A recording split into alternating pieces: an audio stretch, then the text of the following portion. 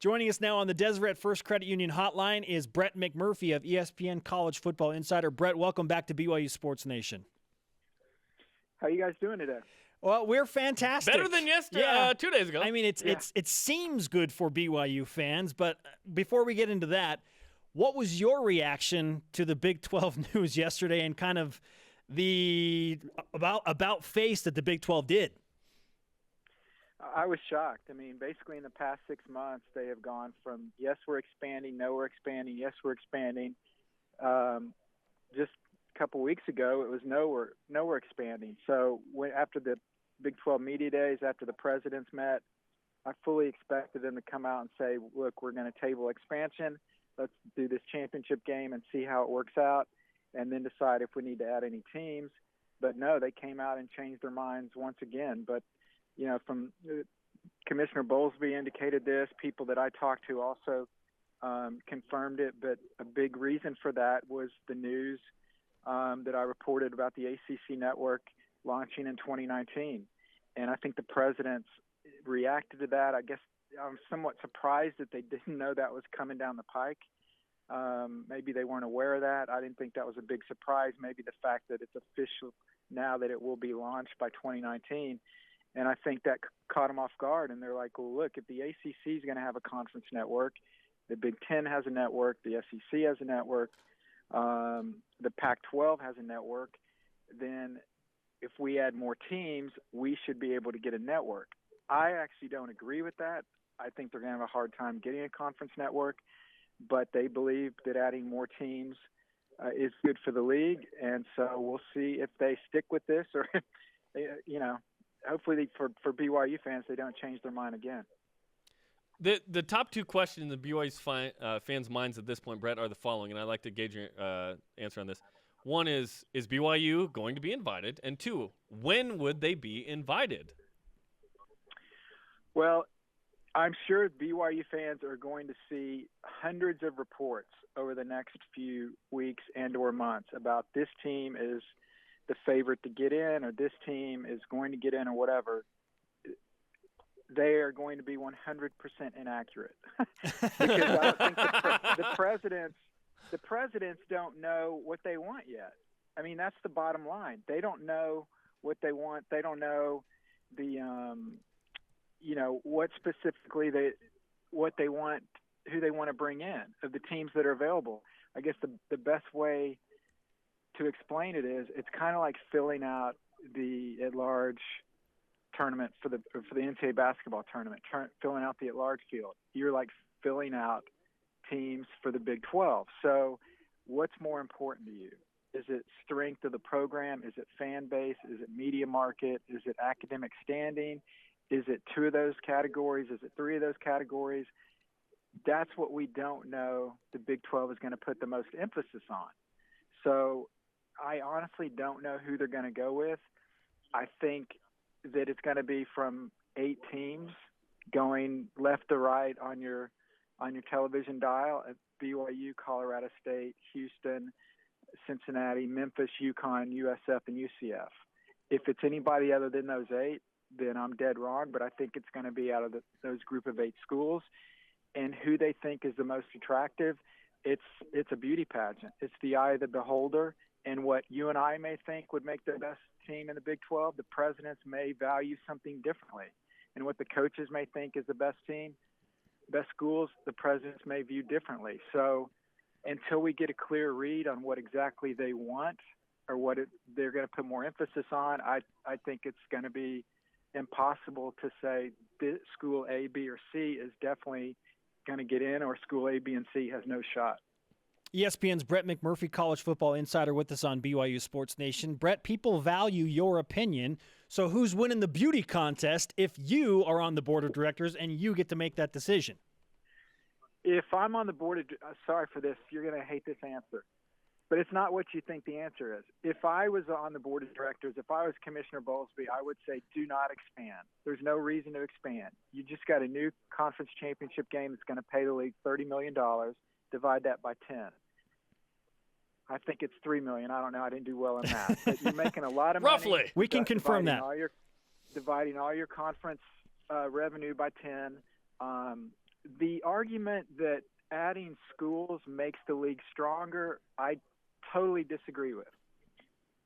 The bottom line is the Big 12 has two parents, Texas and Oklahoma, and it's got 8 kids.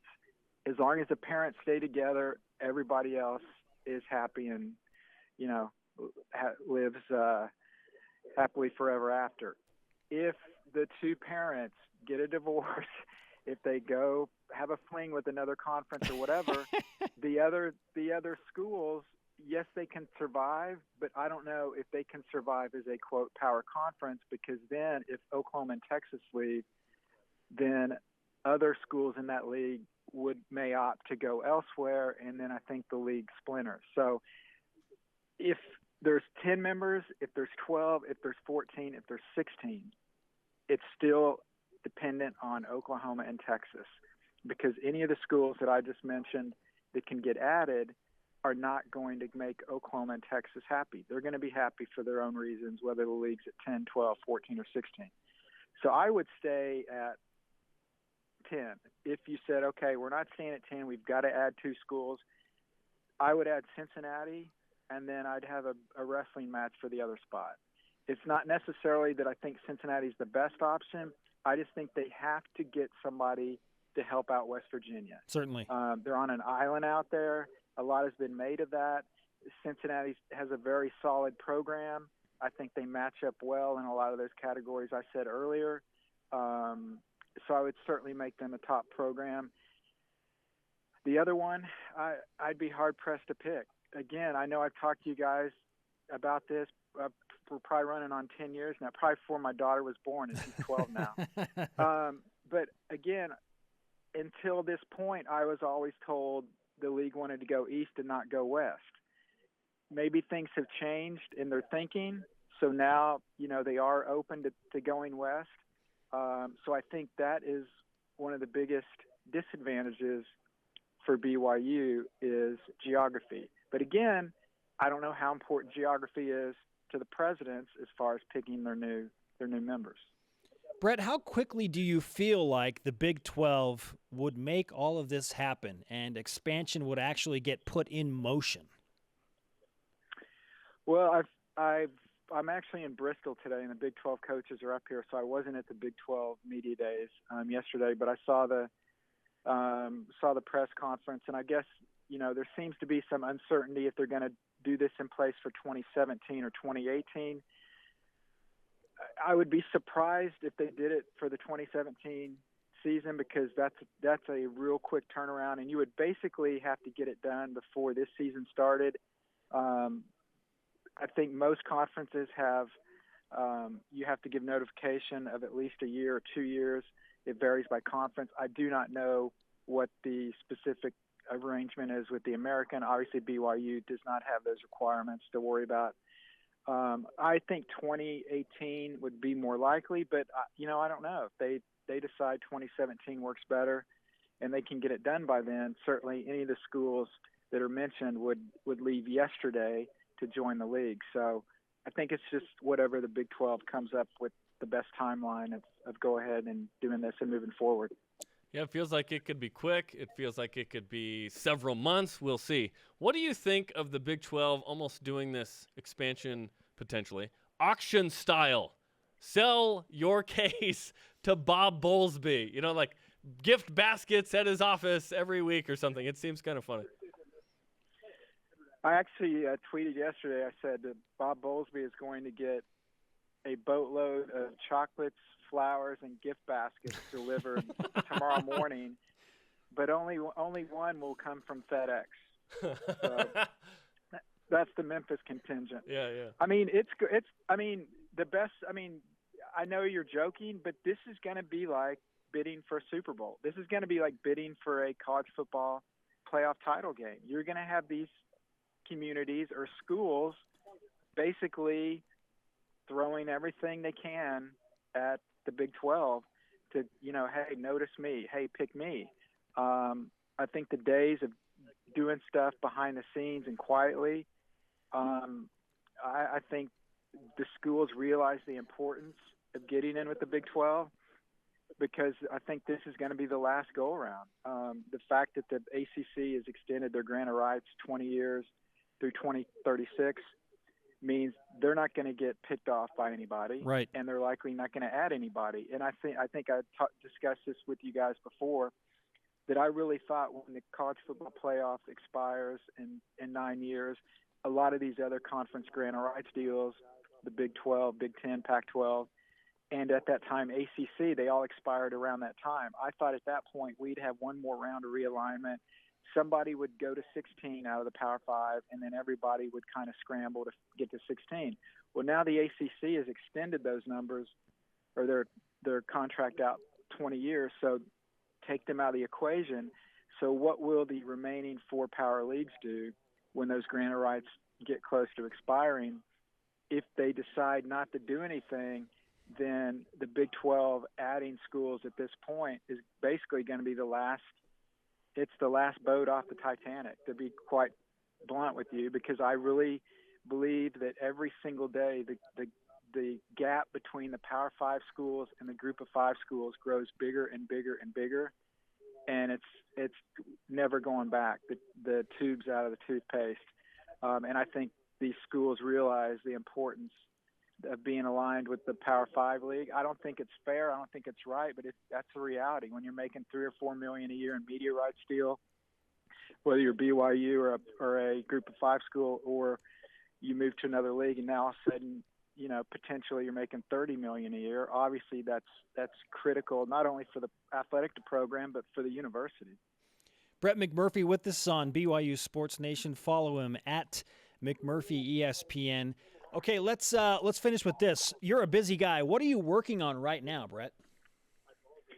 Oh, funny you should ask. This is called pre-show prep, I guess. Well, since I did mention all the Big 12 coaches are here in Bristol, Connecticut today for the car wash, I am asking every coach to give me their 2 teams they want added into the Big 12. It is an anonymous poll. And sometime later this afternoon, when I have talked to all 10 coaches, we will post that story on ESPN.com. I'm sure I'll tweet it out also. So BYU fans can be on the lookout for that. And I've talked to, I think, 4 or 5 coaches, and the Cougars are receiving votes. So something to look forward to. But I will add, that's the BYU Cougars, not the Houston Cougars. Oh, there, a good one. You caught me on that. Yes, the Blue Cougars, the BYU Cougars. But I will add, though, no matter how BYU finishes in the poll, whether they're number 1 or number 8, the coaches have absolutely no input on who gets in the league. I think that's what some fans kind of misconstrue, is they see a coach out there saying, well, I think we should add this school or that school. And they're like, oh, look, this guy thinks we should be in, or this guy doesn't think we should be in. The presidents don't listen to their coaches. As much as the coaches want to believe that the presidents listen to them, they aren't listening to them.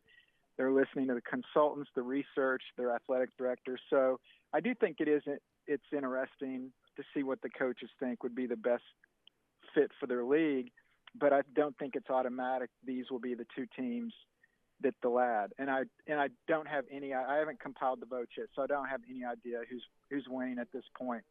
Halfway through my questions. College football beauty pageant contest judge Brett McMurphy with us on BYU Sports Nation. Brett, it's always great to talk to you, my friend. We look forward to what you put out this afternoon, and keep up the good work. Yeah, I thought you guys were done with me since they tabled expansion, but